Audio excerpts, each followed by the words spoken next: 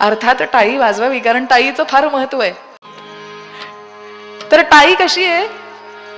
टाळी मृदुरमणी से, टाळी मृदुरमणी से, उच्च स्वरे करटाळी, भाकरी करिता टाळी, भाकरी करिता टाळी, प्रेमी मित्रास दे बघू टाळी. टाळा टाळ कवी जोनरा, टाळा टाळ कवी जोनरा, त्या समग काळ तो कवटाळी, जी टाळी जन्म टाळी, जी टाळी जन्म टाळी. म्हणून जन हो कीर्तनात वाजवा तुम्ही टाळी. काय म्हणाला? टाळ टाळ काय केलं काय माहिती. किती सुंदर आर्या काव्य आहे. टाळी मृदुरमणीसी. टाळी कशी आहे? खूप सुंदर आहे, आनंद देणारी आहे. आपण कुणालाही टाळ्या वाजवल्यात, त्या छोटीला आपण इतक्या छान टाळ्या वाजवल्या, आयुष्यभर तिला हे प्रोत्साहन आहे की नाही, की एवढ्या सगळ्या समुदायासमोर मी श्लोक म्हटले, म्हणजे मला बोलता येतं, मला श्रोत्यांपुढे उभं राहता येतं, मला दाद मिळते. ही टाळी तिच्यासाठी आयुष्यामध्ये किती महत्वाची आहे. म्हणजे टाळी मृदू रमणीसी, उच्च स्वरे कर टाळी. टाळी अशी नाही वाजवायची अगदी हळू, म्हणजे चुकून उजव्या हाताने डाव्या हातावरती मारले तर फ्रॅक्चर वगैरे होईल की काय, असे हळूवार टाळी नाही वाजवायची असं आपल्याला कवी सांगतात. अजून तरी कीर्तनामध्ये टाळी वाजून हात झाला फ्रॅक्चर अशी कुठे बातमी काही वाचली नाही बाबा. त्यामुळे उच्च स्वरे कर टाळी, जोरदार टाळी वाजवायची. भाकरी करिता टाळी. भाकरी लाटण्याने लाटतो का हो? भाकरी थापतोच, मग भाकरी करताना टाळी. प्रेमी मित्रास दे बघू टाळी. प्रेमानं आपण मित्राला एखादा विनोद झाला की टाळी देतो की नाही, पण टाळा टाळ, पण ह्या सगळ्या टाळ्या तर आहेतच. कार्यक्रमामध्ये वाजवलेल्या टाळ्या, मित्राला दिलेल्या टाळ्या, भाकरी बडवताना दिलेल्या टाळ्या, ह्या टाळ्या आहेतच. पण अशी एक टाळी वाळवंटी काठी वाजवावी की त्या भगवंताशी तादात्म्य पावावं. आणि जर वाळवंटी काठी वाजली नाही तरी सुद्धा जर कीर्तनात वाजली तर म्हणून जन हो कीर्तनात वाजवा तुम्ही टाळी. जी टाळी जन्म टाळी, जन्म मरणाचा फेरा चुकवणारी ही टाळी कीर्तनामध्येच वाजली. मोक्ष मोक्ष म्हणजे तरी दुसरं काय हो. त्याची वाट नाही बघायची, मोक्षापर्यंत कधीतरी आपण जाणार आहोत. हे 2 तासाचं कीर्तन आहे ना, हे हा मोक्षच तर आहे. अत्यानंद कीर्तन करतानाही त्याला मिळतो, दुसरं तिसरं त्याला काही आठवत नाही. आणि इथे बसलेल्यालाही आयुष्यामधलं प्रपंचामधलं दुसरा काही त्यावेळी ताण नसतो. आणि 2 तास तो फक्त त्या भगवंताला आपण सच्चित आनंद म्हटलेला आहे ना. मग त्या परमानंदामध्ये आणि आपल्यामध्ये ज्या वेळी फरक राहत नाही त्या आनंदाचा आपण अनुभव घेत असतो. हा अमृत अनुभवच मोक्ष नाही काय. आणि म्हणून कीर्तनामध्ये भजनामध्ये मनसोक्त सगळं विसरून जर टाळी वाजवली तर त्या मोक्षाचे काही काळासाठी का होईना आपण मोक्षाचे धनीच होतो. आणि म्हणून जोरदार टाळी वाजवूया. आता टाळ्यांचाच आवाज फार करू नका बरं, नामस्मरण काय, टाळीच तर वाजवायला सांगितली. फार सगळे भाविक भक्त आहेत, फार शिकण्यासारखं आहे. नामस्मरण करूया. जय जय राधा रमण गिरिधारी,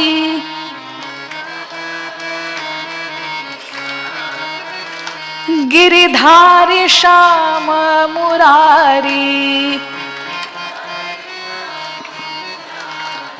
हो जय जय राधा रमण गिरिधारी,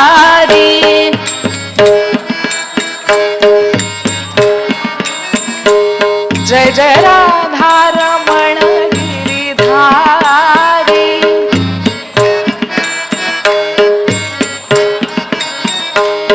गिरिधारी श्याम मुरारी,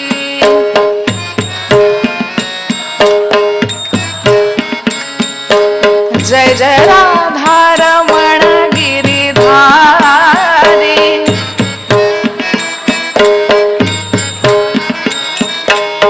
गिरिधारी श्याम मुरारी,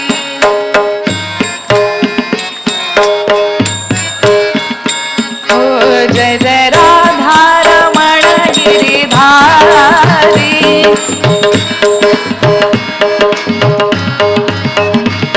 गिरिधारी श्याम मुरारी,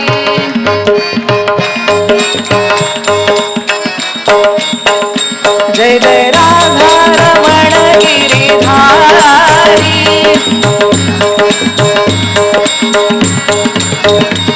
गिरिधारी श्याम मुरारी, ओ गिरिधारी श्याम मुरारी, ओ गिरिधारी श्याम मुरारी,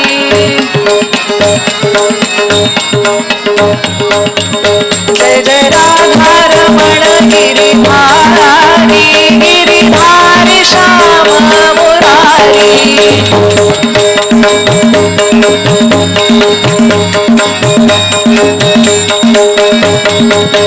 जय जय राधारमण गिरिधारी, गिरिधारी श्याम मुरारी,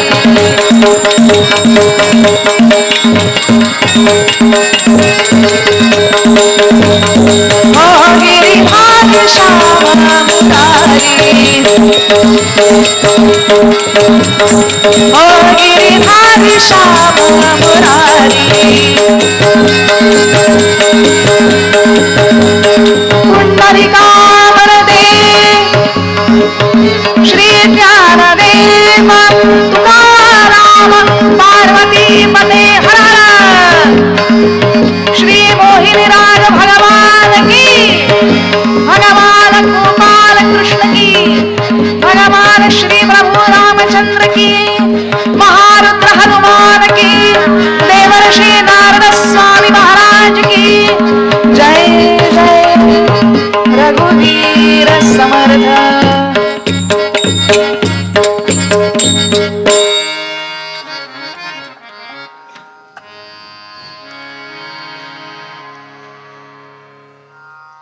स्वर्गामध्ये जायचं असं दुर्वास मुनींनी ठरवलं. दुर्वास मुनी म्हणजे अत्यंत कोपिष्ट, सगळे त्यांना घाबरत असत. स्वर्गात जायचं असं ठरवलं. आता तुम्ही म्हणाल स्वर्गात खरं तर जायची कोणाचीच इच्छा नसते, तरी कसे काय स्वर्गात? पण असा एक काळ होता जेव्हा स्वर्गामध्ये वनवे सुरू झाला नव्हता. म्हणजे आता कसे फॉरेन रिटर्न असतात की नाही, तसे स्वर्ग रिटर्न माणसं असायची की नारद मुनी स्वर्गात जायचे आणि यायचे स्वर्गात गात.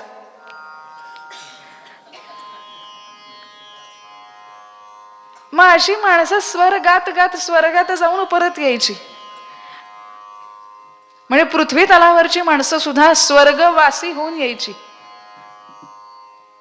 वनवे सुरू झाला नव्हता. आणि मग एक दिवस वनवे सुरू केला की फारच माणसं वाढायला लागली येऊन जाऊन, म्हणून वनवे सुरू केला. पण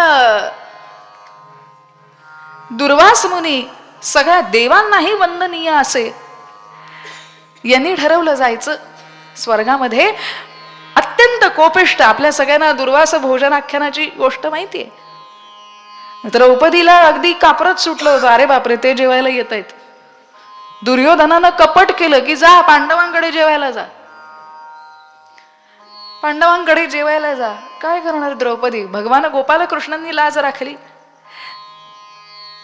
आणि म्हणून दुर्वास मुनी येतायत. आता दुर्वास मुनी कुठे स्वर्गामध्ये कुणाला भेटायला जातायत तर देवेंद्रांना, तुम्ही म्हणाल देवेंद्र महाराष्ट्राचे, ते नाही बरं. देवेंद्र म्हणजे देवांचे राजा देवेंद्र, माणसांचा नरांचा राजा नरेंद्र.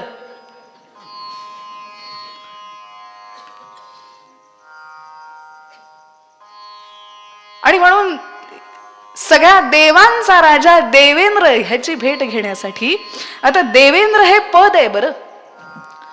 म्हणजे ज्याप्रमाणे मुख्यमंत्री, उपमुख्यमंत्री, पंतप्रधान, राष्ट्रपती हे ज्याप्रमाणे पद आहे, त्याप्रमाणे देवेंद्र सुद्धा स्वर्गामध्ये पद आहे. तिथं माणसं म्हणजे देव बदलत जातात, ते पद आहे. त्यामुळे तत्कालचा जो देवेंद्र होता निवडणुकीमध्ये निवडून आलेला, तिथे होतात की नाही मला माहिती नाही, अजून माझं जाणं झालं नाही, पण स्वर्गामधला त्या काळचा देवेंद्र त्याची भेट घेण्याकरिता दुर्वास मुनी निघाले. आता देवेंद्राला भेटायचंय तर काय घेऊन जावं? कारण भगवंताकडे, गुरूंकडे, वैद्यांकडे, ज्योतिषांकडे यांना काहीतरी द्यावं लागतं, हात हलवून जाऊ शकत नाही. मग दुर्वास मुनींनी काहीतरी घेऊन जायचं ठरवलं. आता ते ऋषी मुनी आहेत, त्यांच्याकडे अफाट संपत्ती आहे का, भरपूर पैसा आहे का, तर नाही. बरं, आपण समजा आपली भेट एखाद्या मंत्र्यापाशी आहे, तर तोला मोलाचं काहीतरी देऊ की नाही आपण? अगदी ते पण खुश, आम्ही पण खुश म्हणून 5 रुपयाची हॅपी हॅपीची बिस्किट घेऊन गेलो तर चालेल का?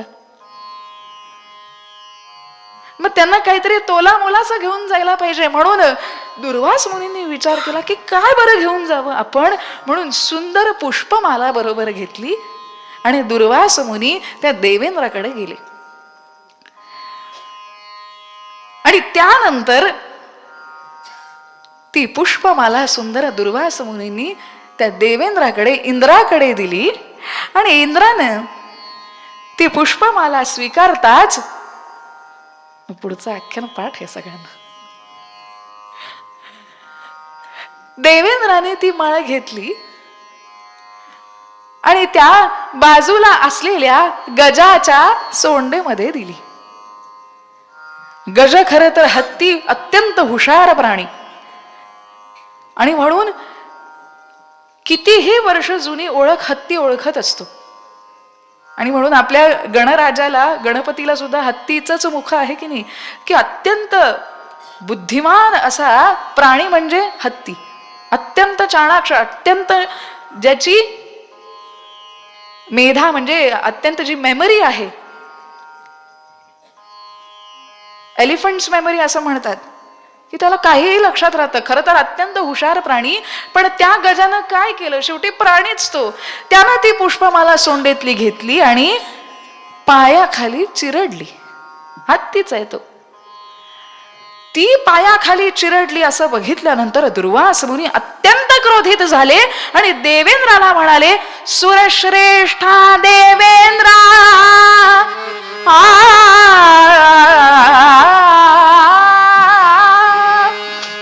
सुरश्रेष्ठा देवेंद्रा, इंद्रासूनी तू नससी नम्र अनलीन, शापित मी तत्योगे सकळादित्य हि राज्य अनश्री हीन.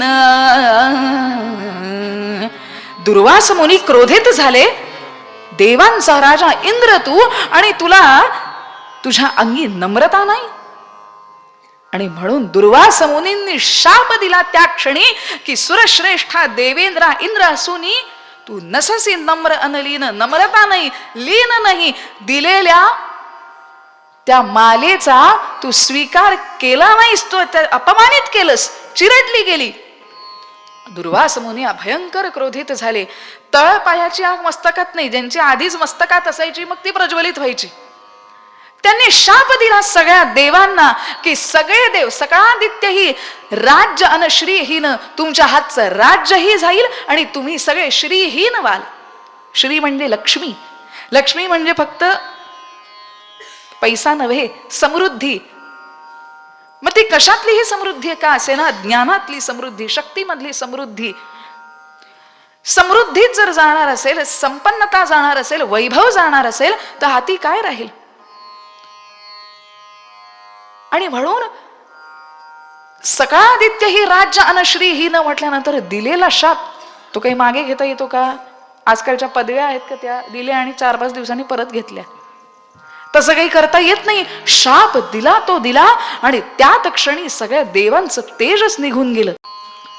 काय करावं कळेना, हातामधलं राज्य निघून गेलं. सगळ्या असुरांनी स्वारी केली, राक्षसांनी, सगळ्या दानवांनी संपूर्ण पृथ्वीवरती विजय मिळवला. आता अशा वेळी काय करावं?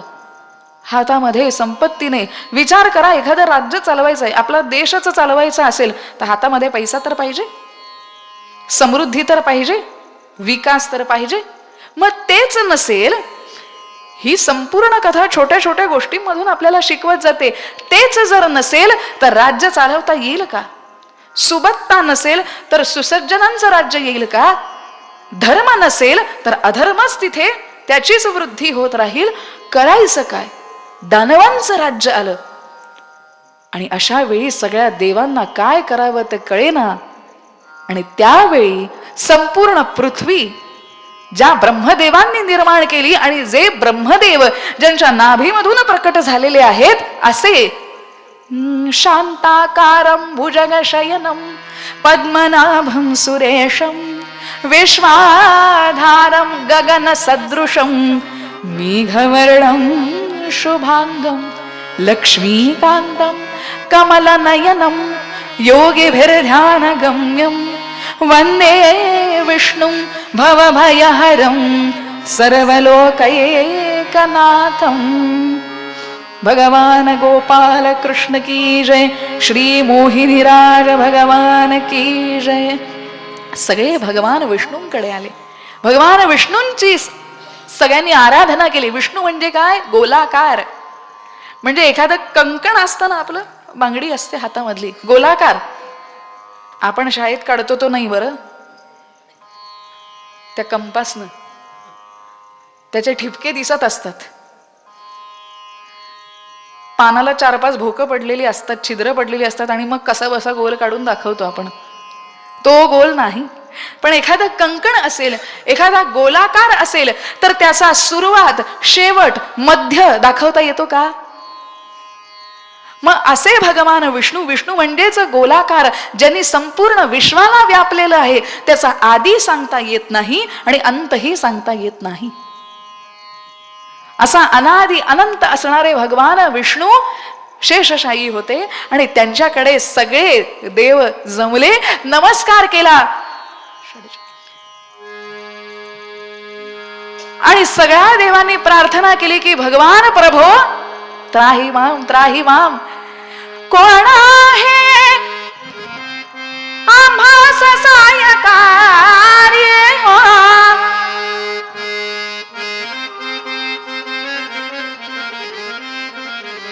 कोण आहे आम्हास सहाय्यकारी?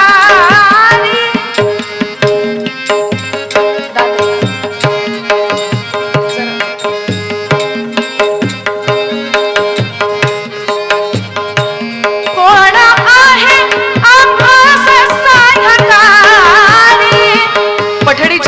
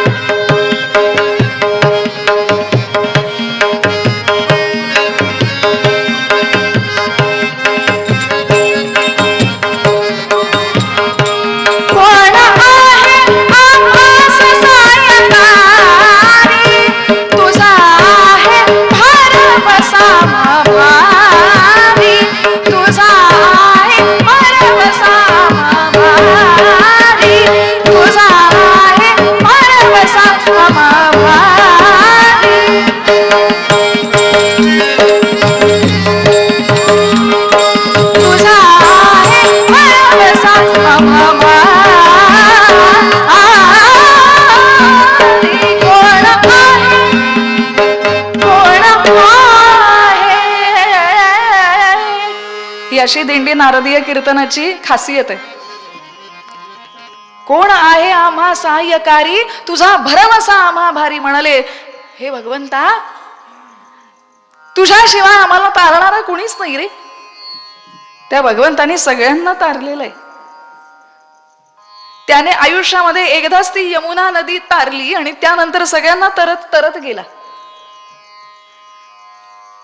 भगवंताला सांगितलं की प्रभू आम्हाला वाचवा, आम्ही सगळे काय आमची अवस्था झालेली आहे.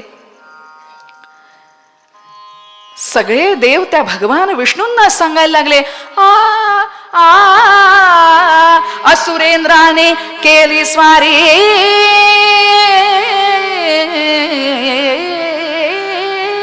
असुरेंद्राने केली स्वारी, सकलही देवांवरती.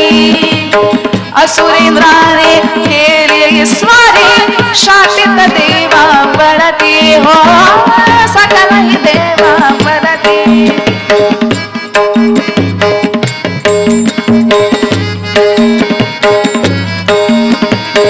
तत्क्षणी गेले राज्य यशस्वी, तत्क्षणी गेले राज्य यशस्वी, तत्क्षणी गेले राज्य यशस्वी, तत्क्षणी गेले राज्य यशस्वी,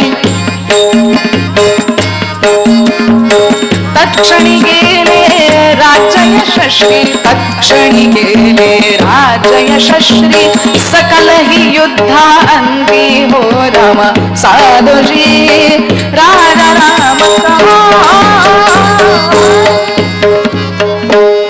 म्हणाले, भगवंता काय सांगू, दुर्वास मुनींनी आम्हाला शाप दिला, इंद्राला शाप दिला की तुम्ही सगळे श्रीहीन व्हाल, राज्यहीन व्हाल. मग श्रीहीन झालो तर त्या असुरां बरोबर युद्ध करून, दानवांबरोबर युद्ध करून आम्ही कसे जिंकणार. आणि भगवान महाविष्णूंनी विचार केला आणि ते म्हणाले, श्रीहीन तर आपण सगळे झालोच आहोत, पण पुन्हा एकदा युद्ध जिंकायचं असेल, पुन्हा एकदा देवांचं राज्य यायचं असेल, दानवांचं राज्य नष्ट करायचं असेल, तर आपल्याला असं काहीतरी आपल्या हाती लागलं पाहिजे जे आपल्याला त्या युद्धामध्ये दानवांचा वध करून त्यांना संपवण्याला जे मदत करेल, असं काहीतरी आपल्याकडे पाहिजे. कारण त्या दानवांकडे संजीवनी आहे. शुक्राचार्य त्यांची संजीवनी या पुन्हा पुन्हा सगळ्यांना संजीवन देत असते, म्हणून हे दानव पुन्हा पुन्हा जिवंत होतात. आणि त्यामुळे युद्धामध्ये यांचा कितीही नाश केला तरी सुद्धा आपण जिंकणारे नाहीत. यावरनं काय लक्षात येतं, एखादा देश चालवायचा असेल, त्याची बलाढ्य सेना उभी करायची असेल, तर एखाद्या देशाचा संपूर्ण अर्थव्यवस्थेमधला जास्तीत जास्त भर कुठे पाहिजे. जे संरक्षणासाठी हवं आहे त्या संरक्षणामध्ये आपल्या अर्थव्यवस्था सगळ्यात जास्त गुंतली पाहिजे. कारण समोरच्या दहशतवाद्यामध्ये संजीवन देणारे अनेक देश आहेत. मग ते संजीवन देणारे जर अनेक देश या दहशतवाद्यांच्या, या दहशतवादी कुठले, दानव, तुम्ही चुकीचं ऐकताय, या दानवांना संजीवन देत असतील, मग त्यांच्या विरुद्ध जर लढायचं असेल तर तिथे सगळ्यात बलशाली अशी पाहिजे ती म्हणजे संरक्षण यंत्रणा. आणि संरक्षण यंत्रणा ही श्री संपन्नच असली पाहिजे. फार शिकण्यासारखं आहे. अगदी भागवत म्हणा, पुराण म्हणा, हे काही फार कथा म्हणून ऐकायच्याच आहेत, पण त्याचबरोबर आजच्या काळामध्येही असं म्हणतात, पुराणातली वांगी पुराणात, वांगी नाही बरं, आम्ही खाल्लं आज, जेवणात होतं ते वांग नाही, पुराणातली वानगी पुराणात असं नाही. म्हणजे वानगी म्हणजे उदाहरण, ती पुराणापुरती मर्यादित जर असती तर ती कुठल्या तरी वाचनालयामध्ये धूळ खात पडली असती की नाही. पण आजही पुराणातले दाखले उदाहरणं दिली जातात, कारण मागची शेकडो वर्ष ती उपयोगात आली आणि यापुढेही येतील. आणि म्हणून भगवान विष्णूंनी म्हटलं की आपल्याकडेही असं काहीतरी पाहिजे ज्याप्रमाणे त्यांच्याकडे संजीवनी आहे त्याप्रमाणे आपल्याकडे सुद्धा संजीवनी सारखंच आपल्याला कधीही जे मृत्यू देणार नाही, जे कधीही पराभव देणार नाही, असं काहीतरी आपल्या हाती लागलं पाहिजे आणि ते म्हणजे अमृत. आणि म्हणून सगळ्या देवांनी एक योजना आखली. भगवान विष्णू त्या सगळ्या योजनेचे प्रमुख. आणि भगवान विष्णूंनी सांगितलं की क्षीरसागरामध्ये अमृत आहे. पण अमृत हे असं गेलं आणि नाही, ब्लिंकिट करता येईल नाही, स्विगी झोमॅटो 10 मिनिटात काहीही येणार नाही. मग त्यासाठी फार कष्ट हवेत.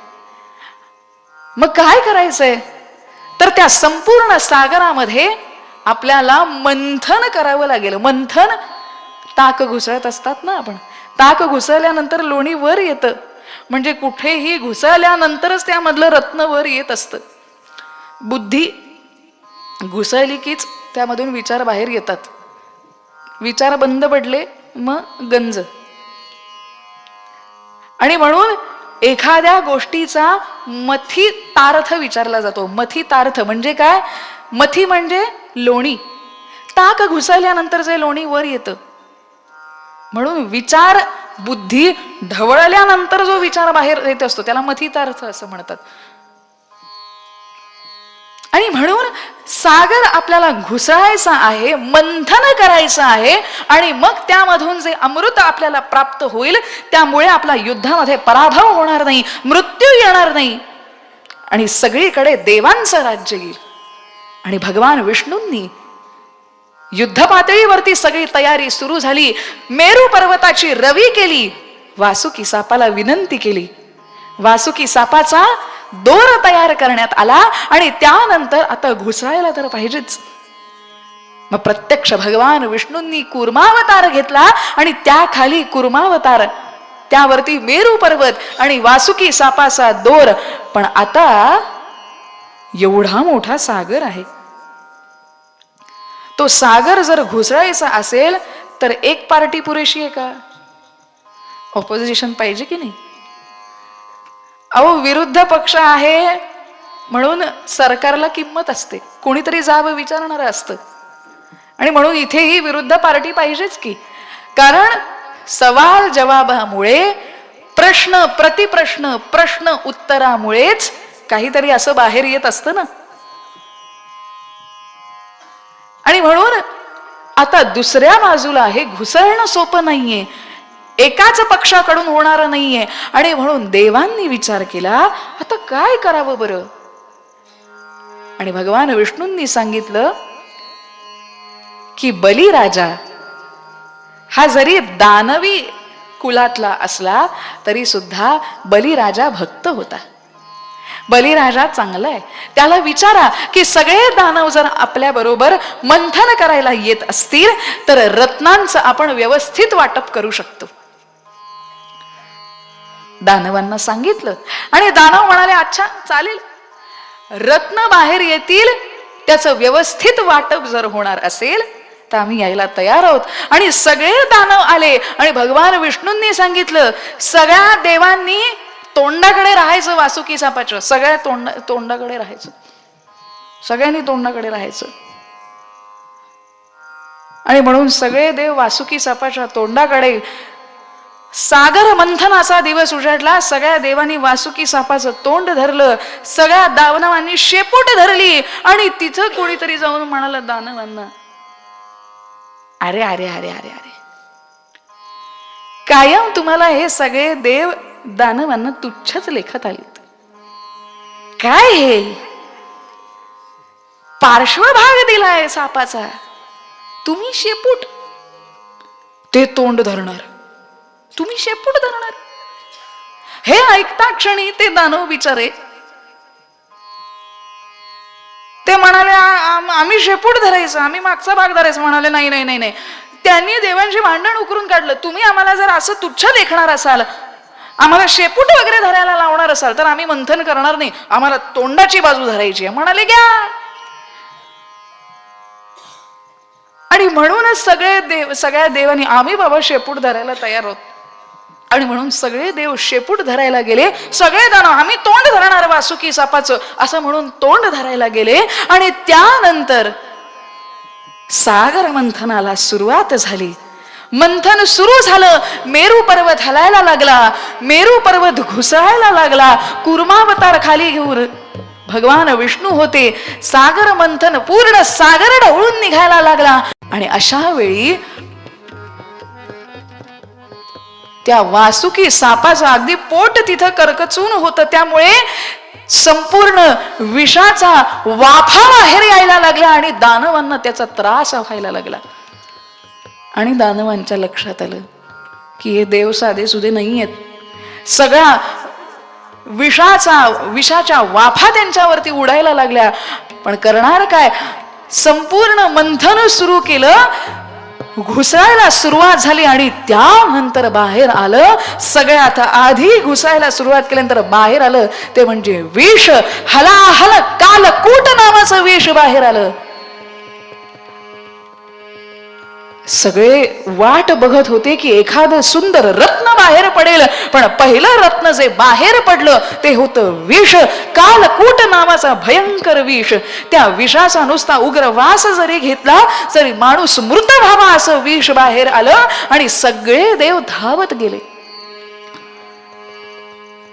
कुणाकडे? तर सगळ्या देवांचेही देव असणारे, आशुतोष असणारे भोळे सांब सदाशिव. विष प्राशुनी जगतासया, विष प्राशुनी जगतासया, विष प्राशुनी जगतासया, विष प्राशुनी जगतासया. शंभो शंभो करत सगळे देव धावत गेले. त्या सागराच्या जागी सगळं ते काळं विष बाहेर यायला लागलं. त्यामधले मासे, सगळे प्राणी, सगळे देव, सगळे दानव त्यांनी अगदी खोकायला, श्वास कोंडायला लागला त्या विषामुळे. पहिलं रत्नाचं वाटप करायला दोघे सगळे निघाले होते. वाटणी वाटणी वाटणी. पण जेव्हा पहिलं रत्न आलं, सगळ्यांनी वासुकी सापाचा दोर सोडला. सगळे पळत, असुर सुर सगळे कुणाकडे? विषप्राश्वनी, विषप्राश्वनी जगतासया, दिधाली सुधा करुणा करा, दिधाली सुधा करुणा करा, दिधाली सुधा करुणा करा. जय शंकरा गंगाधरा, जय शंकरा गंगाधरा, जय शंकरा गंगाधरा. गौरी हरा गिरिजावरा, गौरी हरा गिरिजावरा.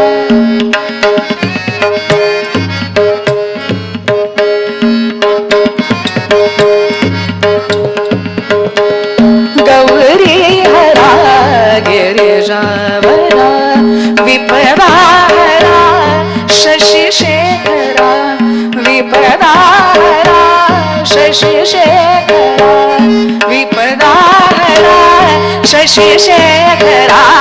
जय शंकरा गंगाधरा, जय शंकरा, जय शंकरा, जय शंकरा.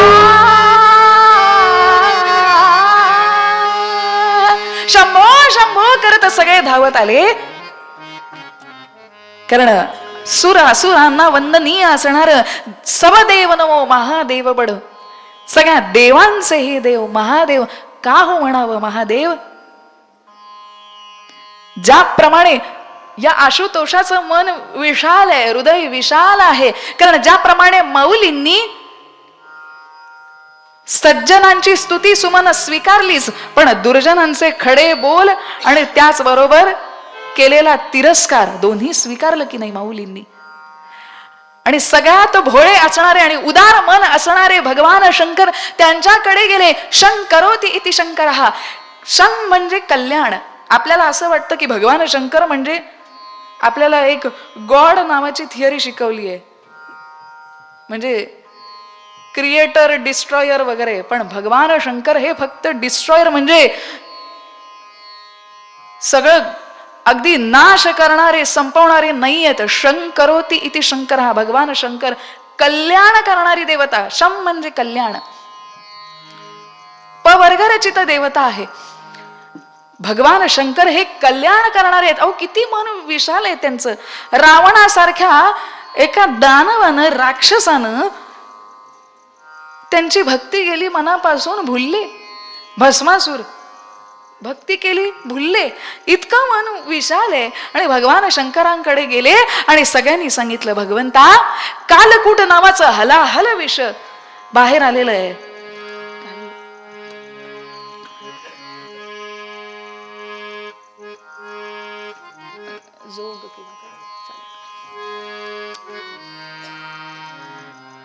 किंवा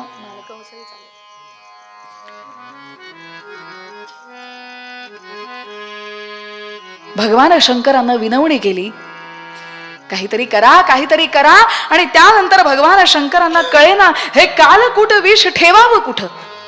जिथे ठेवावं ते तिथे त्या विषामध्ये जळून भस्मसात होईल, खाक होईल. सागरामध्ये किती वेळ ठेवणार. बाहेर आलेलं आहे रत्न. मग ते पहिलं रत्न कुणी स्वीकारावं. भगवान शंकरांनी ते विष घेतलं आणि पार्वती माता म्हणाल्या, भगवंता शंभो तुम्ही हे विष प्राशन करत असाल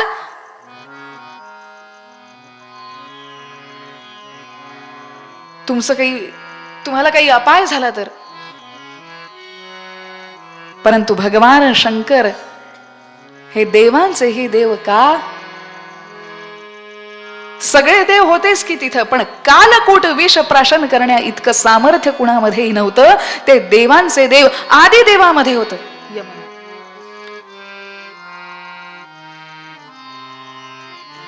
आणि म्हणून भगवान शंकरांनी ते कालकूट विष घेतलं,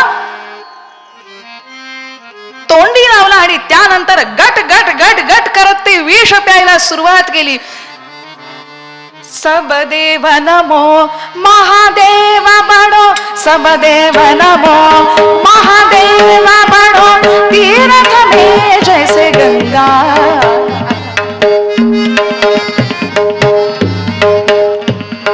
तीर्थ में जैसे गंगा, तीर्थ में जैसे गंगा, परवारी जाऊन गरंद, परवारी जाऊन गरंद.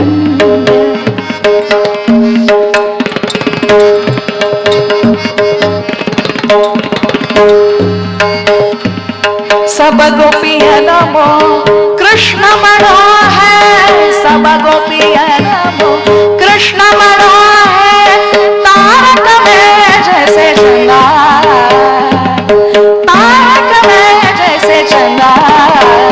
परवारी जाऊन गरंद, परवारी जाऊन गरंद, परवारी जाऊन गरंद. समदेव नमो महादेव बडो. या महादेवाने ते प्यायला सुरुवात केली, प्राशन केलं आणि गळ्यापर्यंत कंठापर्यंत विष आलं. आता जर या खाली गेलं असतं तर ते हृदयापर्यंत पोहोचलं असतं, पोटामध्ये पोहोचलं असतं, उदरामध्ये पोहोचलं असतं आणि त्या विषाने आपला प्रभाव दाखवायला सुरुवात केली असती. पण त्या क्षणी भगवान शंकर म्हणाले त्या विषाला की या कंठामध्येच थांब, या खाली उतरून हृदयामध्ये जाऊ नकोस, कारण माझ्या हृदयामध्ये प्रत्यक्ष श्री प्रभू राम आहेत आणि माझा राम कोमल आहे. माझ्या कोमल रामाला त्या हृदयामध्ये तू जर पोहोचलंस, ते विष पोहोचलं, माझ्या कोमल रामाला तुझा अपाय होईल. आणि आपल्या हृदयामध्ये असलेल्या त्या श्री रामांसाठी त्या कंठामध्ये भगवान शंकर विष धारण करून राहिले आणि त्यानंतर संपूर्ण मान त्या विषामुळे तो कंठ निळा व्हायला लागला आणि त्यानंतर संपूर्ण विश्व त्या भगवान शंकरांना नीलकंठ म्हणायला लागलं. त्या विषाचा इतका त्रास व्हायला लागला की कुणी म्हणाले साप थंड असतो, साप धारण केला. कुणी म्हणाले कायम पाण्याची धार सोडत राहा, जरा शांत वाटेल, म्हणून गंगा डोक्यावरती धारण केली जटेमध्ये. अशा प्रकारे सगळ्यांनी वेगवेगळे उपाय केले. कोणी म्हणाले कैलासातला थोडा बर्फ. पण त्या क्षणी भगवान म्हणाले की मला आराम मिळेल तो विश्वाचा विश्राम रे, स्वामी माझा राम रे, विश्वाचा विश्राम रे, स्वामी माझा राम रे, विश्वाचा विश्राम रे. आनंदाचे धाम त्याचे, आनंदाचे नाम त्याचे, गाऊ वाचे नाम रे, विश्वाचा विश्राम रे, स्वामी स्वामी माझा राम रे. श्रीराम जय राम जय जय राम, श्रीराम जय राम जय जय राम, श्रीराम जय राम जय जय राम. आणि या त्रयोदशाक्षरी मंत्राने त्या कोमल रामानेच एखाद्या संजीवनी सारखी जादू केली आणि भगवान शंकरांचा दाह शांत झाला. नीलकंठ म्हणून प्रसिद्ध झाले. आज भगवान शंकरांच्या नावावरती आज अनेक अपेयपान करतात की त्यांनी केलं आणि म्हणून मदिरापान करतात. अहो त्यांनी विष पिलं, ते तरले, त्यांनी नीलकंठ म्हणून कंठामध्ये ते धारण केलं. तुम्ही एवढं ते असतं ना औषधाचं, तेवढंच विष पिऊन दाखवा आणि जिवंत राहून दाखवा. आणि मग भगवान शंकरांनी केलं असं सांगा. आज आपल्याच संस्कृतीमधील, आपल्याच हिंदू धर्मामधील सगळ्या बांधवांना ही सवय झालेली आहे की स्वतःला भगवंताबरोबर त्याच्याशी तुलना करायची.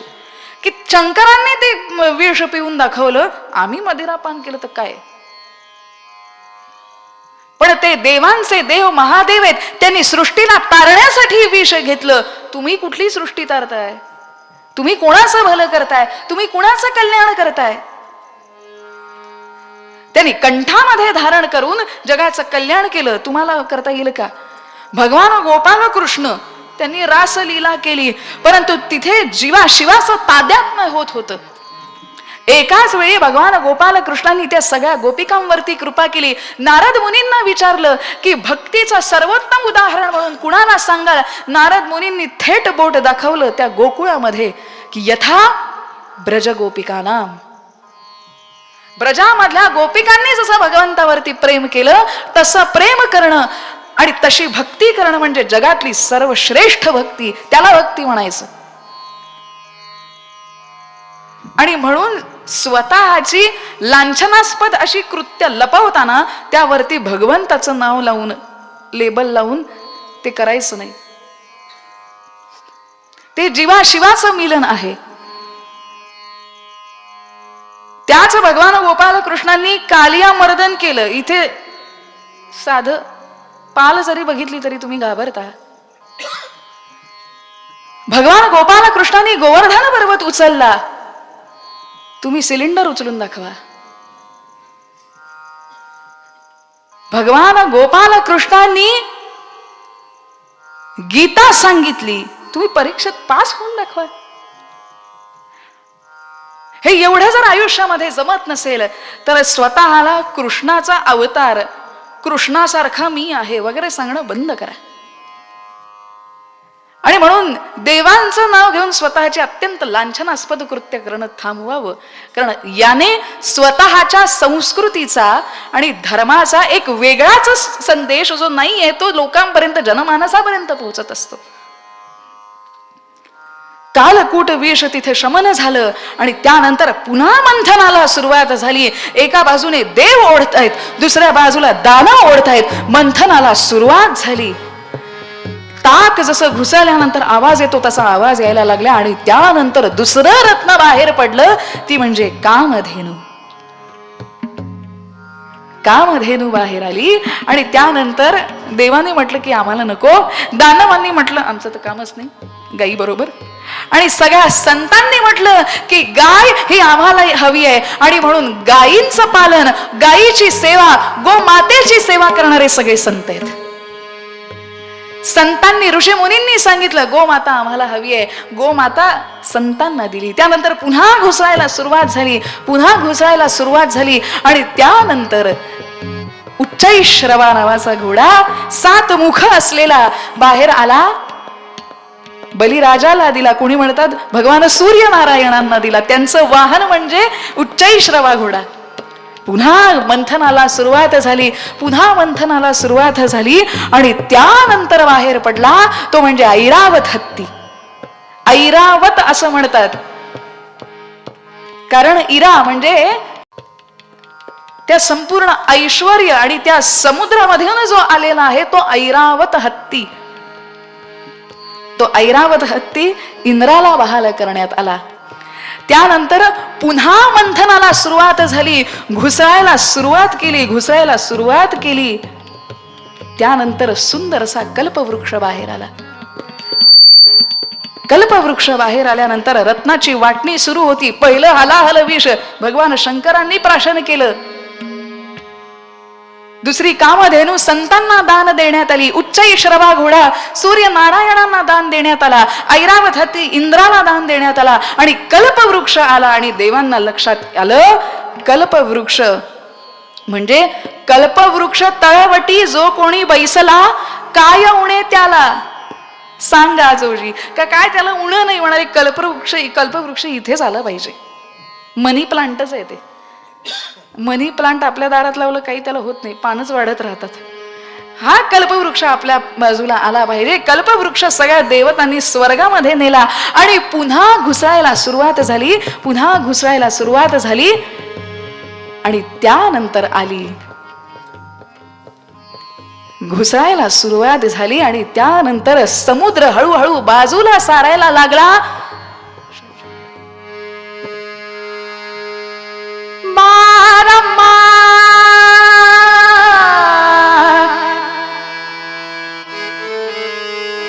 सुंदर अशी चतुर्भुज स्वरूप असलेली, किरीट धारण केलेली बारम्मा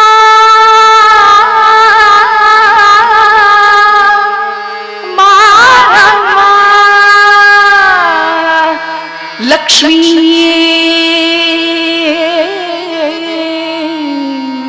बारम्मा बारम्मा सौभाग्यदा लक्ष्मी बारम्मा नममानी सौभाग्यदा लक्ष्मी बारम्मा नममानी सौभाग्यदा लक्ष्मी बारम्मा नममानी सौभाग्यदा लक्ष्मी बारम्मा.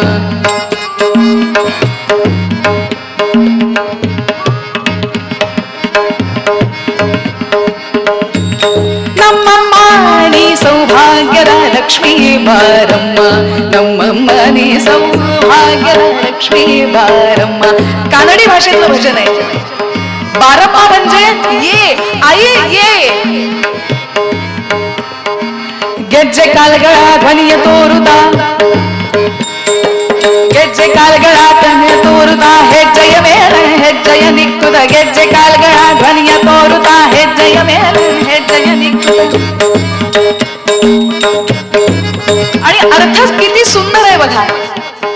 पुढच्या चरणांचा अर्थ या संपूर्ण कथेला साजेसा आहे. ಗೆಜ್ಜೆ ಕಾಲ್ಗಳ ಧ್ವನಿಯ ತೋರುತ್ತಾ ಹೆಜ್ಜೆ ಕಾಲ್ಗಳ ಧ್ವನಿಯ ತೋರುದ ಹೆಜ್ಜೆಯ ಮೇಲೆ ಹೆಜ್ಜೆಯ ನಿಕ್ಕು ಸಜ್ಜನ ಸಾಧು ಪೂಜೆಯ ಮೇಳಗೆ ಸಜ್ಜನ ಸಾಧು ಪೂಜೆಯ ಮೇಳಗೆ सज्जन साधू पूजय बेळगे, सज्जन साधू पूजय बेळगे, सज्जन साधू सज्जन साधू पूजय बेळगे, ಮಜ್ಜಿಗೆ ಬೆಳಗಿನ ಎಣ್ಣೆಯಂತೆ ಭಾಗ್ಯದ ಲಕ್ಷ್ಮೀ ಬಾರಮ್ಮ, ನಮ್ಮಮ್ಮ ನೀ ಸೌಭಾಗ್ಯದ ಲಕ್ಷ್ಮೀ ಬಾರಮ್ಮ, ನಮ್ಮಮ್ಮ ನೀ ಸೌಭಾಗ್ಯದ ಲಕ್ಷ್ಮೀ ಬಾರಮ್ಮ. ಮಜ್ಜಿಗೆ ಎಳಗಿನ ಬೆಣ್ಣೆಯಂತೆ, मज्जिगे म्हणजे ताक. ताक घुसळल्यानंतर ज्याप्रमाणे लोणी वर येतं बघितलंय ना, असं एकदम प्रकट होत नाही. जसं जसं घुसावं तसं तसं हळुवार लोणी वर येत असतं. पुरंदरदास म्हणाले, आई लक्ष्मी माते तू ये आमच्या दारामध्ये, कशी ये. मज्जिगे ಎಳಗಿನ ಬೆಣ್ಣೆಯಂತೆ, ज्याप्रमाणे ताक घुसळल्यानंतर हळुवार लोणी वर येतं, त्या पावलांनी तू आमच्या घरी ये. किती सुंदर अर्थ आहे.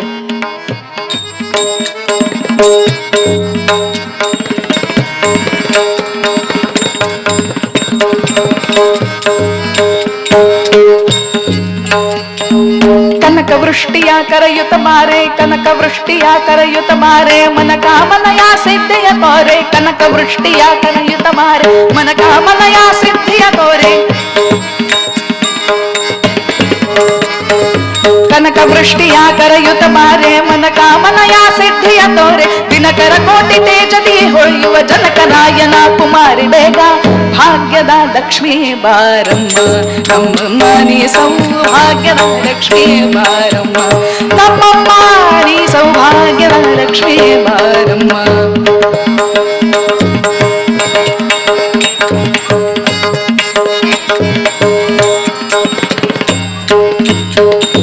ಸಂಖ್ಯೆ ಇಲ್ಲದ ಭಾಗ್ಯವ ಕೊಟ್ಟು ಕಂಕಣ ಕೈಯಾಲಿರಾಯುತ್ತ ಮಾರೆ, ಕುಂಕುಮಾರ್ಜಿತೆ ಪಂಕಜ ಲೋಜನೆ ವೆಂಕಟರಮಣನ ವಿಠಲ ರಾಣಿ, ವಿಠಲನ ರಾಣಿ ವಿಠಲನ ರಾಣಿ ವಿಠಲನ ರಾಣಿ ವಿಠಲನ ರಾಣಿ.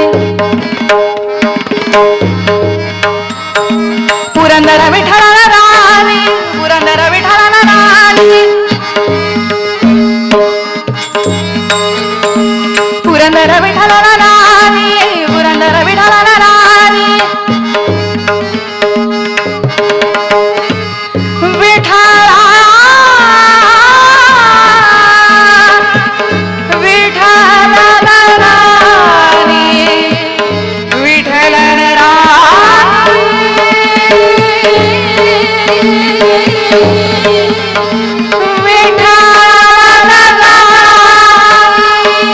ಪುರಂದರ ಪುರಂದರ ವಿಠಲನ ರಾಣಿ.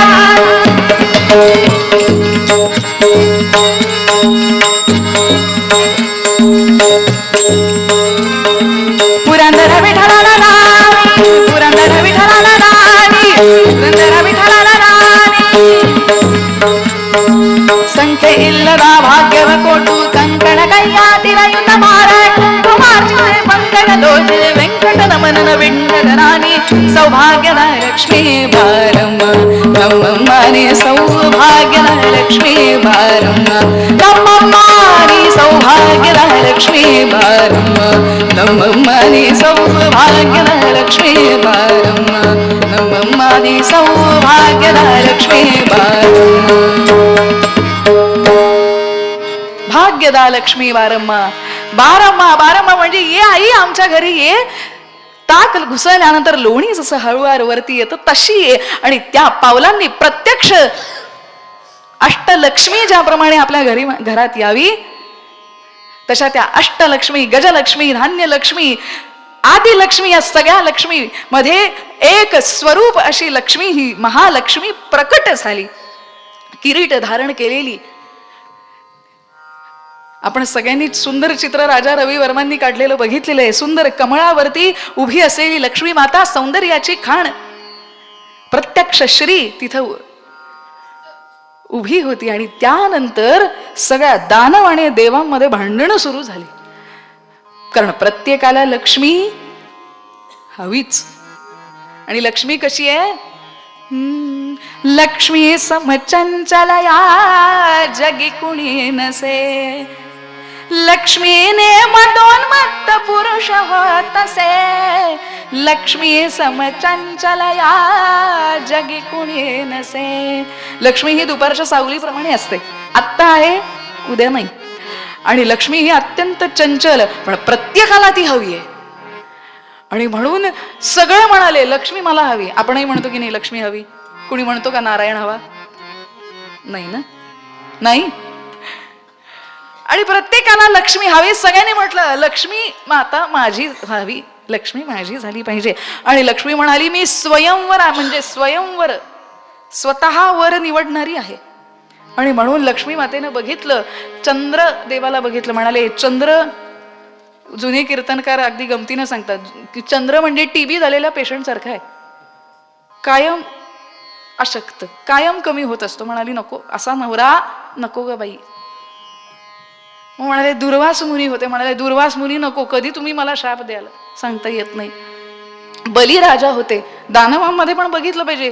बलिराजा म्हणाले अहो लग्न म्हणजे, विवाह म्हणजे दोन घराचं नातं जुळतं, फक्त पती पत्नीचं नाही. तुम्ही चांगले आहात, तुमचं घराणं नको बाबा. म्हणाले बलिराजाही नको, चंद्र नको, दुर्वास मुनी नको, बलिराजा नको. आणि करता करता करता तिथं साक्षात कोण होते? योगिया दुर्लभ तो म्या देखिला साजणी, तो म्या देखिला साजणी.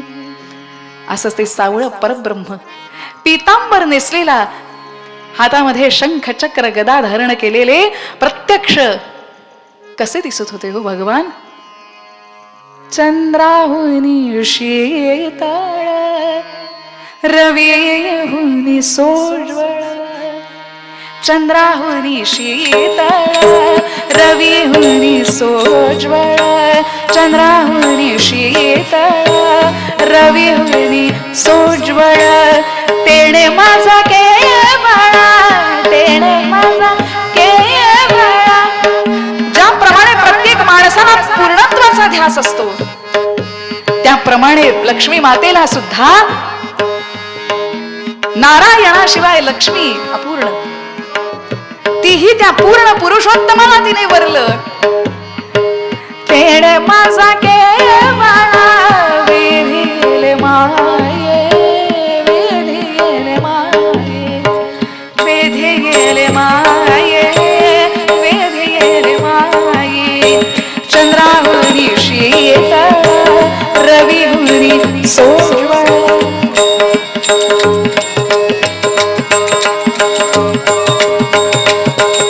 कसा होतो भगवंत? अधरम मधुरम, वदनम मधुरम, हसितम मधुरम, चौर्यम मधुरम. अहो एखादा चोर आपल्या घरामध्ये दिसला, अख्खा गाव गोळा करू ना, पण एखादा छान आपल्या घरातल्या नातूच समजा फ्रीज उघडून रात्रीचं आईस्क्रीम खात असेल तर गाव गोळा करू का? अगं माझा बालकृष्ण ग म्हणून उचलून कडेवर घेऊ ना. आणि तसं ज्याचं चोरी करणं सुद्धा गोड आहे हो. या गोपिकांनी त्याला धरून बखोटीला ओढत ओढत यशोदे समोर आणावं. थांब आता कृष्णा असं म्हणून यशोदेला हाक मारावी आणि यशोदा पदर खोचून त्याला 4 दणके द्यायला बाहेर आल्यानंतर मात्र गोपिकांनी म्हणावं नको ग, नको ग, आमच्या कन्हैयाला मारू नकोस ग यशोदे, त्याला बोलू नकोस ग. कारण तो कसा आहे? अमृताहुनी स्वादू, अमृताहुनी स्वादू, अमृताहुनी स्वादू, गगनाहुनी मृदू, अमृताहुनी स्वादू, गगनाहुनी मृदू.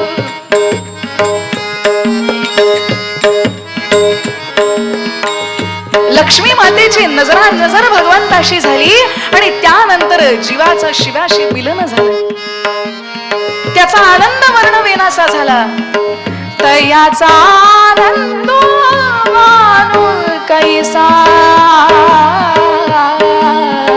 चंद्राहुनी शीतळ, रविहुनी सोज्वळ, चंद्राहुनी शीतळ, रविहुनी सोज्वळ. तेणे माझा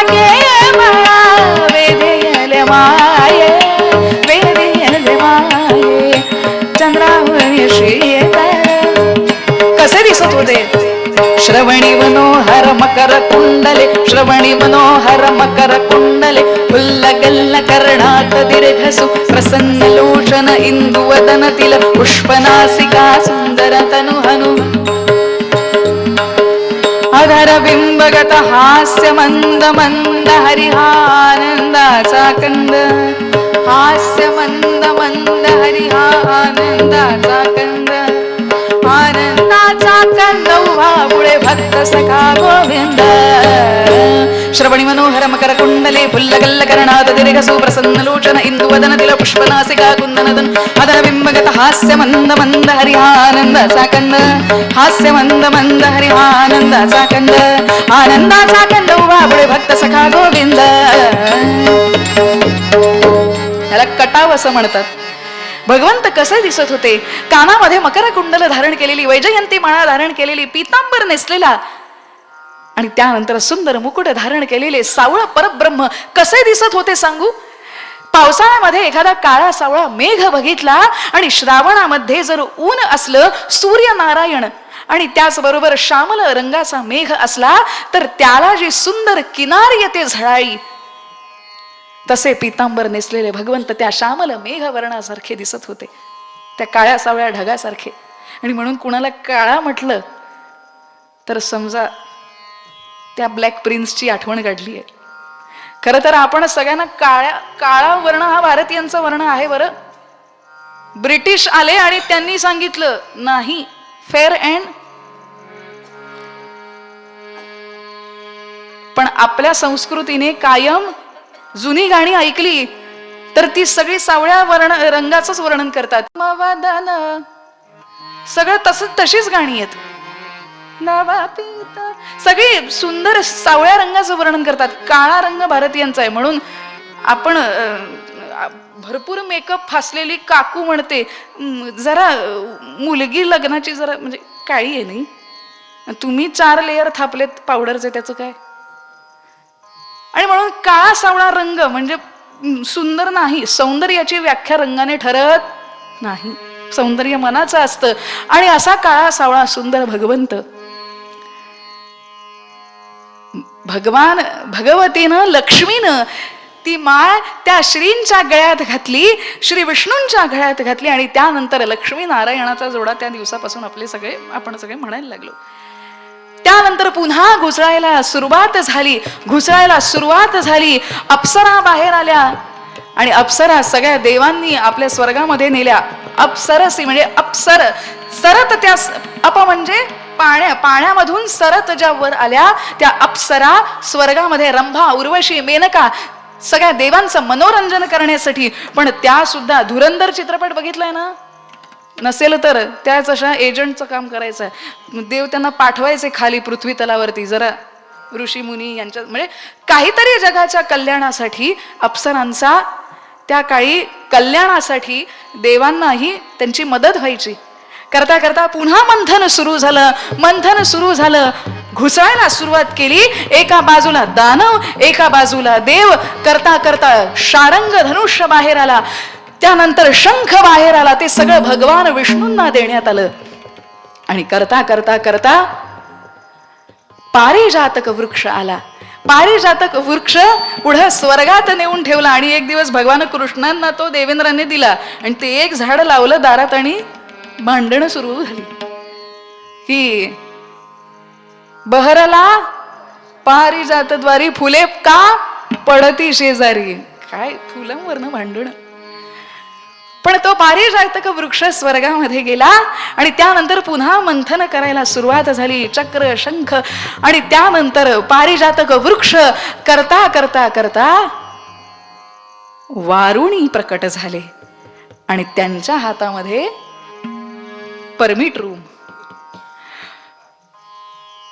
मदिरा आली. आणि त्यानंतर सगळं तर देवांनी मघाशी रत्न स्वीकारली. देव म्हणाले मला नको. मग मदिरा कोण स्वीकारणार? मदिरा कुणाची हे त्यांना जाऊन सांगा, जे कोणी आपले म्हणतात की मदिरा कोणी स्वीकारली? असुर म्हणाले हे तर आमचंच आहे, आम्हालाच द्या म्हणाले. आणि मदिरा स्वीकारली ती कुणी स्वीकारली? दानवांनी स्वीकारली. मदिरा स्वीकारली. पुन्हा घुसळण सुरू झालं, मंथन सुरू झालं. आणि करता करता करता धन्वंतरी प्रकट झाले. आणि इतका वेळ सगळे देव दानव अगदी ख्याली खुशालीनं एकामेकांना सांभाळत घुसळण करतायत. आणि करता करता करता धन्वंतरी प्रकट झाले. आणि त्यांच्या हातामध्ये अमृताचा कलश बघितला.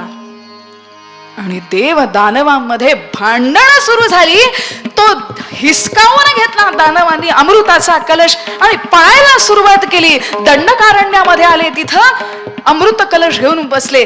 मदिराही घेतली, अमृत कलशही घेतला. पण ज्यासाठी सगळा हा प्रयत्न केला होता, यांच्याकडे संजीवनही होतं, यांच्याकडे अमृत कलशही गेला. आता देवांचं काय?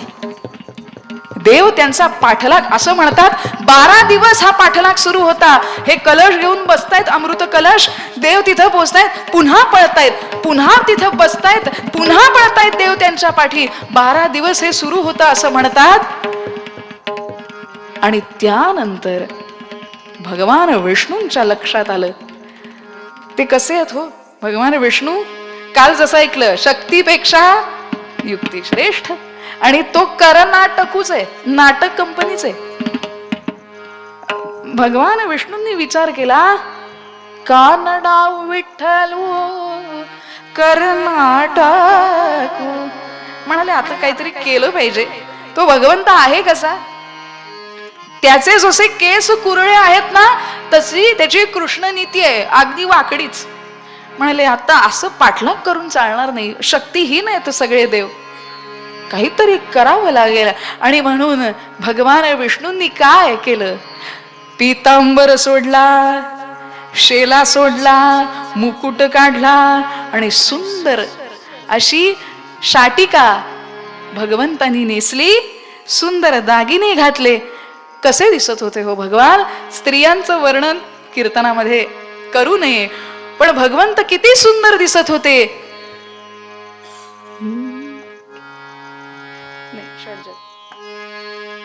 मृग नयना रसिक मोहिनी, अगदी हरिणी सारखे नेत्र होते. भगवंताचं वर्णन आहे म्हणून करते. हरिणी सारखे नेत्र होते, सुंदर. आपण जर गायीचे सुद्धा डोळे बघितले, छान काजळ लावल्यासारखे डोळे असतात गायीचे, आणि तसे हरणासारखे डोळे होते. मृग नयना रसिक मोहिनी. आपण मस्तानीचं वगैरे वर्णन ऐकलंय हो, की पान खाल्लं की गळ्यातून पान जाताना दिसायचं, तेवढीच नाजूक कांती भगवंताची.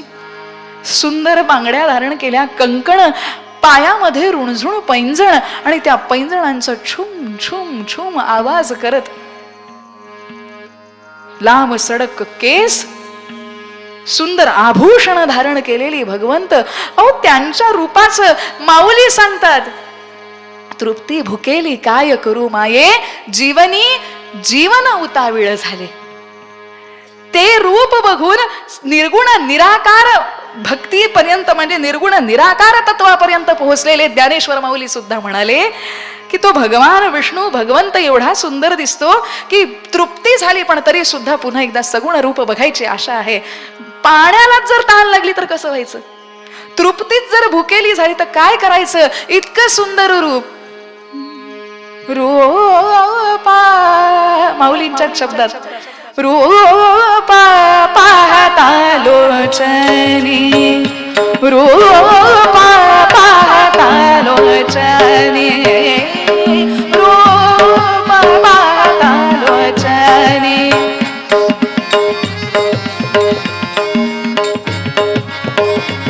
रूपा पाहता लोचनी, सुख झाले हो, सुख झाले हो, सुख झाले हो साजनी.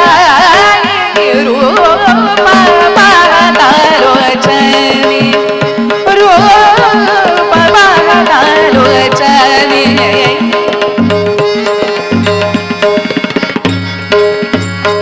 तो हा विठ्ठल बरवा, तो हा माधव बरवा, हा विठ्ठल बरवा,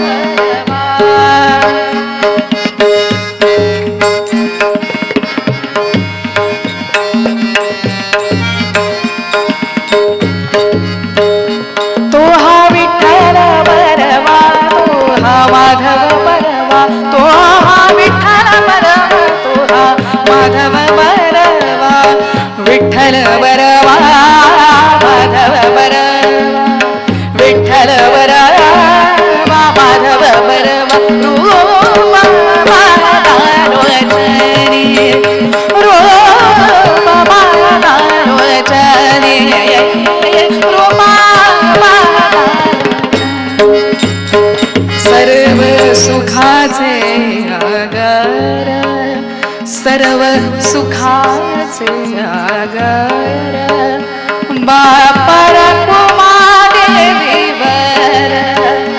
बापर कुमादेवीवर बापर कुमादेवीवर बापर कुमादेवीवर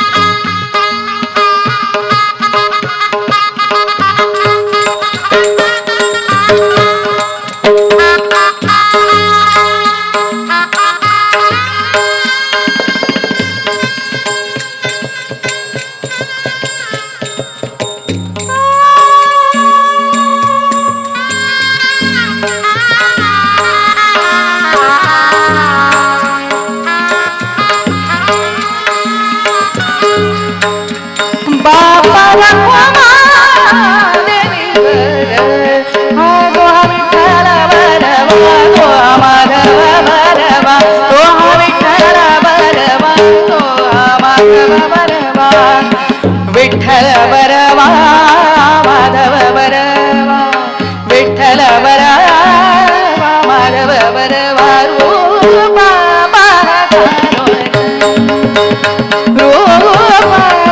पादालोचने रूपा पादालोचने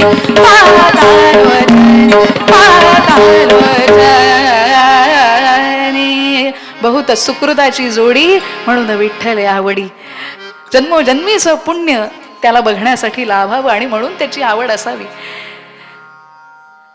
पूर्व पुण्य असावं लागतं आणि असं सुंदर सुख झाले हो साजणी. अहो विचार करा प्रतिकूल अवस्था ज्ञानेश्वर माऊलींच्या आयुष्यामध्ये एवढं दुःख त्यांनी सोसलेलं आहे पण तरी सुद्धा एवढं दुःख आपल्या आयुष्यामध्ये असतं तर आपण रोज काही ना काहीतरी त्रागा केला असता कटकट लावली असती पण माऊली मात्र एवढ्या दुःखामध्ये सुद्धा म्हणतात सुख झाले हो साजणी. त्यांचं सुख काय आहे रूप पाहता लोचनी रूप बघितल्यानंतर सुख व्हावं माऊलींना झालं आपल्याला होतं.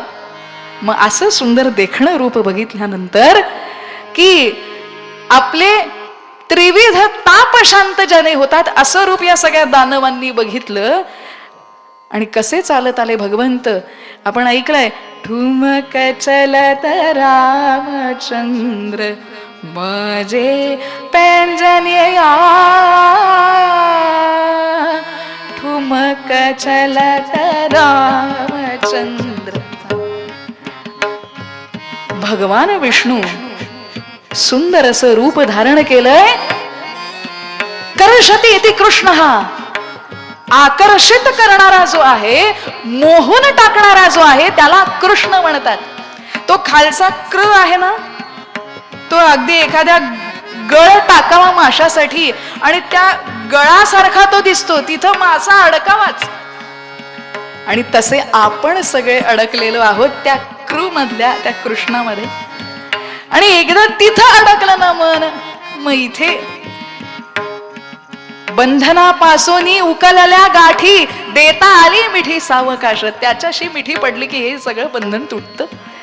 आणि असे भगवंत चालले.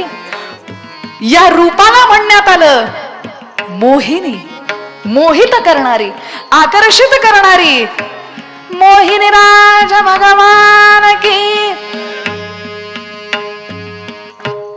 आणि भगवंतानी अगदी गोड शब्दात विचारलं दानवांना की अहो असं पळणं शोभतं का तुम्हाला दानवांना. एखाद्या चोरासारखा अमृत कलश तुम्ही हिसकावून घेतलात आणि असे पळून लपून बसताय अरण्यामध्ये. मी सांगू का हरिणाक्षी सारखे डोळे अगदी गोड बोलणं, मोहिनी म्हणजे अगदी गोड बोलणं, साखर घातल्यासारखं, डायबिटीस होईल इतकं गोड. म्हणाले की आपण असं करूयात, तुम्हाला भीती आहे ना की देव तुम्हाला फसवतील, असं करा, तो कलश माझ्याकडे द्या. दानवांकडे बोलता बोलता कधी त्यांच्या हातून तो कलश घेतला या दानवांना कळलं सुद्धा नाही. म्हणाला, थांबा, मी बरोबर अचूक समान वाटणी करते वकिलांशी बोलून. इस्टेटीचे पेपर्स तयार. म्हणाले, असं नाही, पळायचं नाही, बसा बरं सगळे रांगेत. देवांना एका बाजूला पंक्तीत बसवलं, दानवांना बसवलं, आणि त्यानंतर त्या मोहिनीनं तो अमृत कलश असा धरला. छुम छुम पैंजणांचा नादच ते ऐकत राहिले हो. असे बसले होते पंक्तीत, ते बघतायत मोहिनीशी, मोहिनीच्या पायांकडे बघतायत. तिचा अमृत कलश, ती अमृत सगळ्यांना, सगळे देव प्राशन करतायत. ते मोहित झाले. आयुष्यामध्ये दानवांना कधी त्या काही क्षणांसाठी भगवंताची तादात्म्य पावले असतील तर ते त्या क्षणी. हे सगळे बघतायत. करता करता करता सगळ्या देवांनी अमृत प्राशन केलं. अमृत अमर. त्या दिवसापासून सगळे देवांना म्हणायला लागले अमर. युद्धामध्ये त्यांना कोणीही पराभूत करू शकत नव्हतं. सगळ्या देवांना अमृत दिलं, पण घात झाला. चंद्र आणि सूर्य भगवंताच्या लक्षात आलं की या सगळ्या देवांच्या रांगेमध्ये एक दानव बसलेला आहे, आणि या दानवाने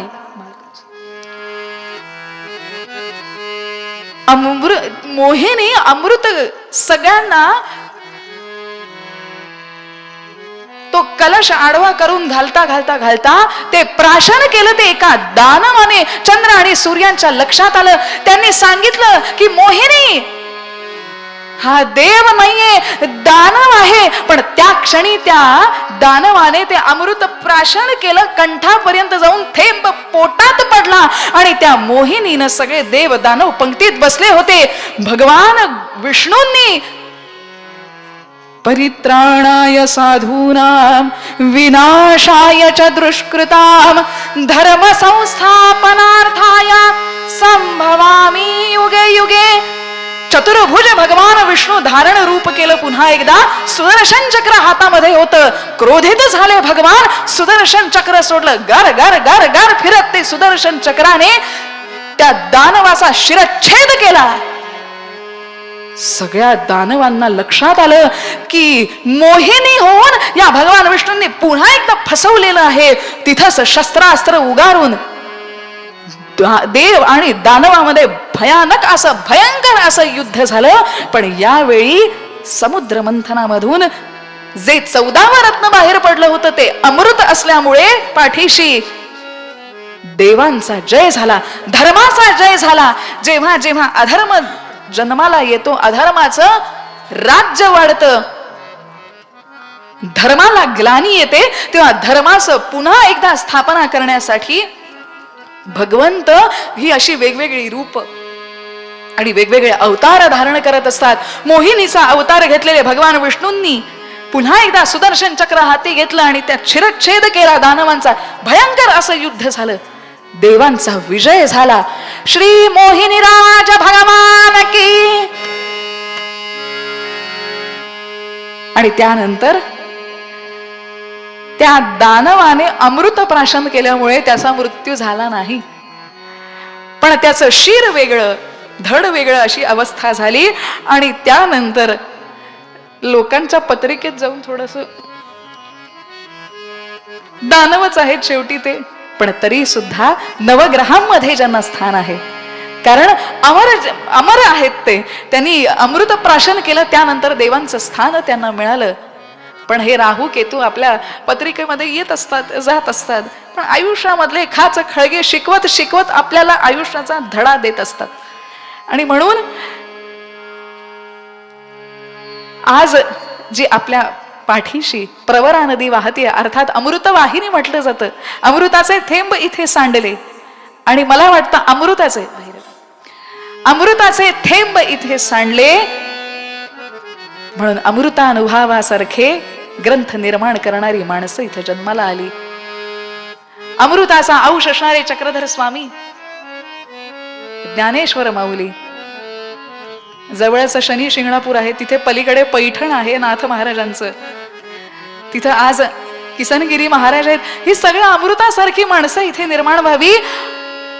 अहो शुद्ध बीजापोटी इथल्या मातीचाच हा गुण आहे, कारण या मातीला खत पाणी मिळालंय त्या अमृतवाहिनी प्रवरा नदीमुळे. आणि म्हणून प्रत्येक मातीचा गुण असतो.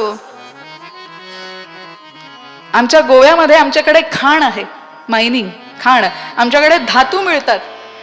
पु ल देशपांडे म्हणाले ते धातू तिथल्या माणसांना चिकटले आणि त्यांचे गुण चिकटले आणि तिथली मंडळी गुणवान कलाकार झाली.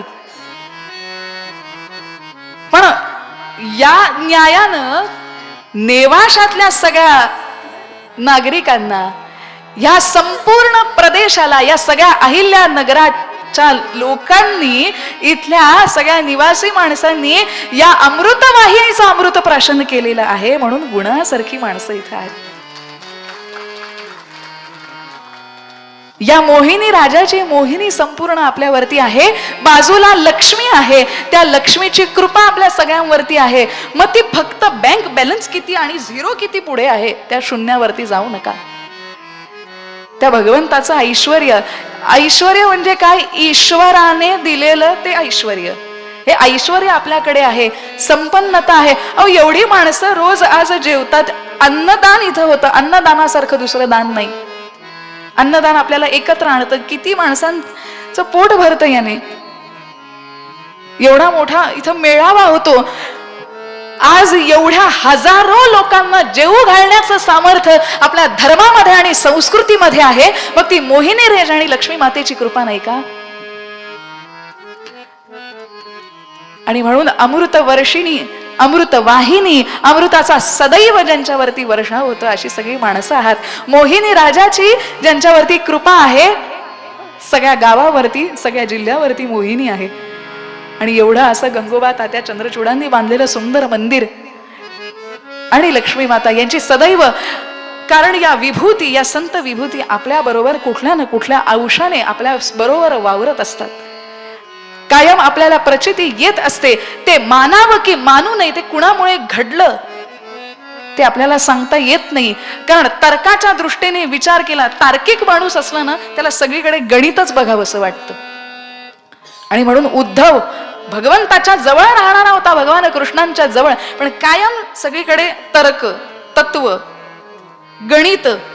उद्धवाला वृंदावनामध्ये, गोकुळामध्ये पाठवलं आणि अर्जुन अत्यंत भावनापूर्ण, भावनाशील, त्याला गीता सांगितली, त्याला तत्व सांगितलं. हा समतोल आहे. आणि म्हणून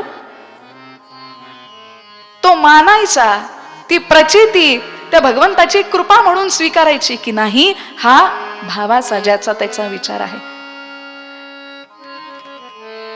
दुर्वास मुनींनी सांगितलं, तो शाप जरी असला तरी सद्गुरु आहेत, देवांचे गुरु आहेत, म्हणून सगळ्या देवांनी त्या शापाचा बदल आशीर्वादामध्ये केला. शापवाणी होती पण ठरली अमृतवाणी.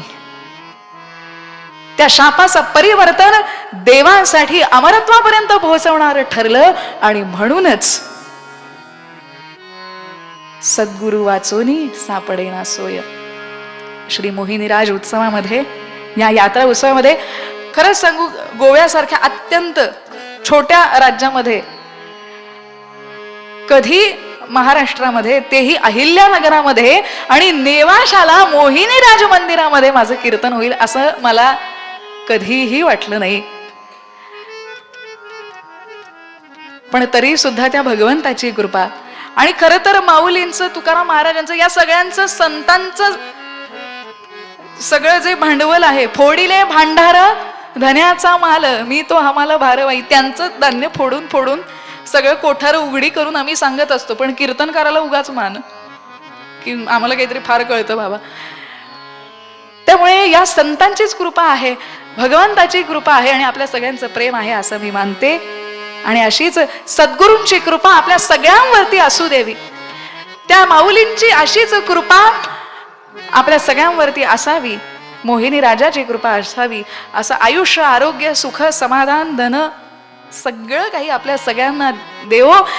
आणि ज्याप्रमाणे इथले सगळे अगदी शांत आणि त्याचबरोबर गुणवंत अशी सगळी माणसं आहेत, ते गुण वृद्धिंगत होत अशी प्रार्थना त्या परमेश्वराकडे करूयात, सद्गुरूंची कृपा मागूयात. काही चुकलं असेल तर ते पदरात घ्या, आवडलं असेल तर ते भगवंताचं आणि सद्गुरूंची कृपा आहे. साथीदारांनी मला सांभाळून घेतलं त्याबद्दल तुम्हा सगळ्यांचे. इतकं सुंदर सनई वाद्य पहिल्यांदा कीर्तनामध्ये मी ऐकलं, कायम लग्नात ऐकतो, आज पहिल्यांदा कीर्तनामध्ये खरोखर मंगल वाद्य का आहे याचं कारण म्हणजे आज लक्षात आलं. काल दरबारी तर इतका सुंदर की दरबारामध्ये वाजणारी सनई मंदिरामध्येही तितकीच सुंदर ऐकू येते. फार सुंदर सनई वादळ. आणि साथीदारांचे मी एकदा जोरदार टाळ्या या सगळ्यांसाठी, सगळ्यांचे आभार मानून देवर्षी नारदांच्या चरणी, माऊलींच्या चरणी, मोहिनी राजांच्या चरणी, दत्तप्रभूंच्या चरणी, सद्गुरूंचा आठव करून त्यांच्या चरणी कीर्तन सेवा समर्पित करते. ज्यांनी ज्यांनी अगदी छोट्या मोठ्या, अगदी खूप छोटी छोटी मदत सुद्धा लक्षात येते हो. आता मी सगळ्यांना सांगत नाही, मग असं होईल की त्यांचं घेतलं माझं घेतलं नाही, असं नाही. खूप सगळी चांगली माणसं आहात, पण अनावधानाने कुणाचं नाव राहू नये हाच उद्देश आहे. पण सगळ्यांची छोटी मोठी मदत होतीये, त्यामुळे तुम्ही सगळे एकामेकांना मदत करताय. सगळ्यांचे आभार मानते. आभार म्हणत नाही, ऋण व्यक्त करते. आभार म्हटलं की भार येतो आपल्या डोक्यावरती, तो भार नको आपल्यावरती. आनंदाचा भार असू दे, आनंदाचा वर्षाव होऊ दे, हेच मागते आणि इथं थांबते.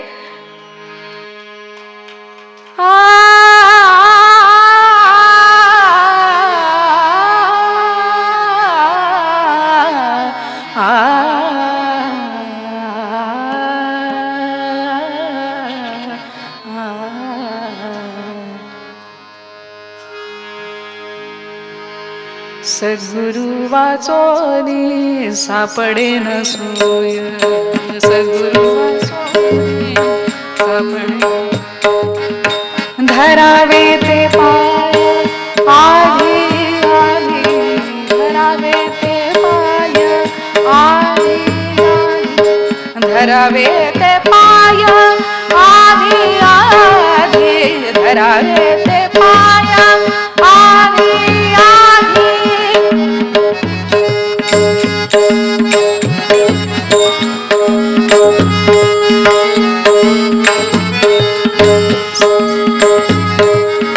सापडे न सोय, सद्गुरु वाचोनी सापडे न सोय, हे चिदान देगा देवा तुझा विसरण व्हावा, विसरण व्हावा तुझा विसरण व्हावा. गुण गाईन आवडी हेची माझी सर्व जोडी, माझी सर्व जोडी हेची माझी सर्व जोडी. नलगे मुक्ती धन संपदा, संत संग देई सदा, संत संग देई सदा. कमळे गर्भवासी सुखे घालावे आम्हासी, घालावे आम्हासी सुखे घालावे आम्हासी. सुख करता दुःख हरता वार्ता विघ्नाची, दुरवी पुरवी प्रेम कृपा गयाची, सर्वांगी सुंदर शेनुराची. जय देव जय देव जय मंगलमूर्ती, दर्शन मात्रे मन कामना पूर्ती. जय देव जय देव. चंदनाची बुटी कुंकुम केशरा, हिरे जडिता मूठ, हिरे जडिता. जय देव जय देव जय मंगलमूर्ती, दर्शन मात्रे मन कामना पूर्ती. जय देव जय. लंबोदर पीतांबर फणीवर वंदना, दास रामाचा वट पाहे सदना, संकटी पावावे निर्वाणी रक्षावे सुरवर वंदना. जय देव जय देव. आलीन लोटांगण वंदीन चरण, डोळ्यान पाहिन रूप तुझे, प्रेमे आलिंगन ऋषिण भावेव वाणिन मणिन मा त्वमेव माता च पिता त्वमेव बन्धुश्च सखा त्वमेव द्रविणं त्वमेव सर्वं मम देवदेव कायेन वाचा मनसेन्द्रियैर्वा बुद्ध्यात्मना वा प्रकृतिस्वभाव करोमि यद्यत् सकलं परस्मै नारायणायैति समर्पयामि अच्युतं केशवं रामनारायणं कृष्णदामोदरं वासुदेवं हरे श्रीधरं माधवं गोपिकावल्लभं जानकीनायकं रामचन्द्रं हरे राम राम राम हरे हरे हरे राम राम हरे हरे हरे कृष्ण कृष्ण कृष्ण हरे हरे सदा सर्वदा योग तुझा घडावा तुझे कारणी देह माझा पडावा उपेक्षू नको गुणवंतानंता रघुनायका मागणे हेची आता जय जय रघुवीर समर्थ ज्या ज्या ठिकाणी मन जाय माझे त्या त्या ठिकाणी निजरूप तुझे मी ठेवितो मस्तक ज्या ठिकाणी तेथे तुझे सद्गुरु पाय दोनी श्रीपाद श्री वल्लभ श्री गुरुदेव दत्त जय जय रघुवीर समर्थ